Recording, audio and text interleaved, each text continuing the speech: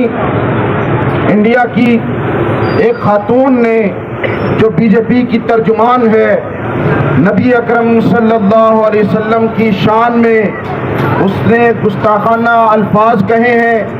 ہم ٹانڈا کی آواز، ہم ٹانڈا کی عوام اس کے اس گستاخانہ رویے پر بھرپور احتجاج کرتے ہیں، اپنا احتجاج ریکارڈ کرواتے ہیں، لیکن احتجاج کے ساتھ ساتھ ہم انڈیا کو اور پورے عالم کفر کو یہ بات بتا دینا چاہتے ہیں کہ ہم صرف احتجاج تک محدود نہیں ہیں، ہم اپنے نبی کی ناموس کی خاطر اپنی گردنیں کٹوا دینا بھی جانتے ہیں، ہم اپنے نبی کی خاطر اپنا سب کچھ قربان کر دینے کے لیے تیار ہیں۔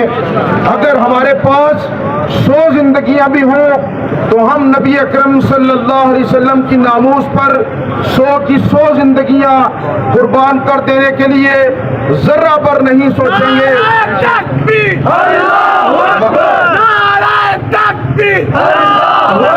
ہماری تاریخ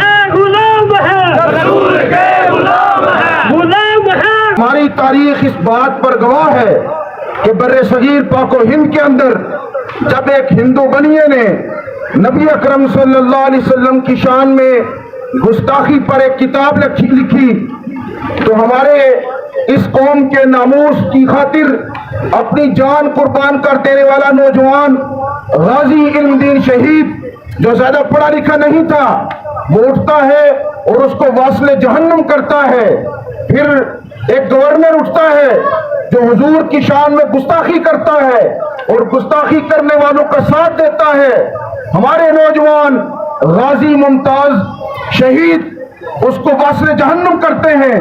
پھر ڈنمارک اور ناروے کے اندر حضور کی شان میں گستاخانہ خاکے شائع کیے جاتے ہیں۔ امر چیمہ شہید جو ماں باپ کا اکلوتا نوجوان بیٹا تھا، جو کمائی کرنے کے لیے ڈنمارک ایک خواب ہوتا ہے نوجوانوں کا کہ میں یورپ جاؤں اور اپنے گھر کے حالات درست کروں، لیکن جب نبی صلی اللہ علیہ وسلم کی ناموس کو دیکھتا ہے تو شیر کی طرح اس پر جھپٹ پڑتا ہے اور اپنی جان بھی قربان کر دیتا ہے۔ وزیر آباد کے اندر آج بھی اس کی قبر اس بات کی گواہی دیتی ہے کہ تم جب بھی ہمارے نبی کی ناموس پر حملہ کرو گے تو اسی طرح کے امر چیمہ شہید جیسے نوجوان اٹھیں گے اور تم پر حملہ کر دیں گے۔ سید منور حسن صاحب فرمایا کرتے تھے کہ میں جب غازی امر چیمہ شہید کی قبر پر فاتحہ خوانی کرنے کے لیے گیا تو میں وہاں پر دیکھتا ہوں کہ چند نوجوان موٹر سائیکلوں پر سوار ہو کر آتے ہیں جن کا لباس بظاہر مسلمانوں والا لباس نہیں ہے، پینٹ شرٹ پہن رکھی تھی، گلے میں چین تھی، جہاں تک بازو تھے اور اس پر کارٹون وغیرہ بنائے تھے، اور جنہوں نے جینز پہنی تھی وہ بھی پھٹی ہوئی تھی، یعنی پورا ایک فیشن لیبل نوجوانوں کا ایک ٹولہ آتا ہے۔ غازی امر چیمہ شہید کی قبر کے پاس فاتحہ خوانی کرتے ہیں۔ محبت کا انداز یہ ہے کہ ان کی قبر سے مٹی اٹھا کر اپنے جسموں پر ملتے ہیں اور نبی اکرم صلی اللہ علیہ وسلم سے محبت کا ثبوت دیتے ہیں۔ یہ فاقہ کش جو موت سے ڈرتا نہیں ذرا پر، روح محمد ان کے بدن سے نکال دو۔ آج کفر ملت واحدہ بنا ہے میرے نوجوانوں، سارے کے سارا کفر ایک ہو کر مسلمانوں کو بار بار جھنجھوڑ رہا ہے۔ کبھی قرآن کی گستاخی کرتے ہیں، گوانتانامو بے کی جیل کے اندر قرآن پاک کو واش روم کے اندر بہاتے ہیں، کبھی یورپ کی سڑکوں پر سرے عام قرآن پاک کے مصحف کو آگ لگاتے ہیں، کبھی نبی اکرم صلی اللہ علیہ وسلم کی شان میں گستاخانہ خاکے شائع کرتے ہیں، کارٹون بناتے ہیں۔ وہ بار بار یہ چیک کرتے ہیں کہ کیا اس مسلمانوں کے اندر، ان نوجوانوں کے اندر آج بھی غیرت موجود ہے یا نہیں۔ ہاں میں بتا دیتا ہوں، ہم غربت کی دلدل سے نیچے سے ہی، ہمارے آپس کے حالات درست نہ سہی، ہم پر امریکہ کا، انڈیا کا دباؤ سہی، لیکن یاد رکھنا کہ ہم نبی اکرم صلی اللہ علیہ وسلم کی ناموس کی خاطر ایک ہے اور ہمیشہ ایک رہیں گے۔ اور اگر کبھی بھی تم نے رسول کی ایک صدا، رسول کی ایک صدا،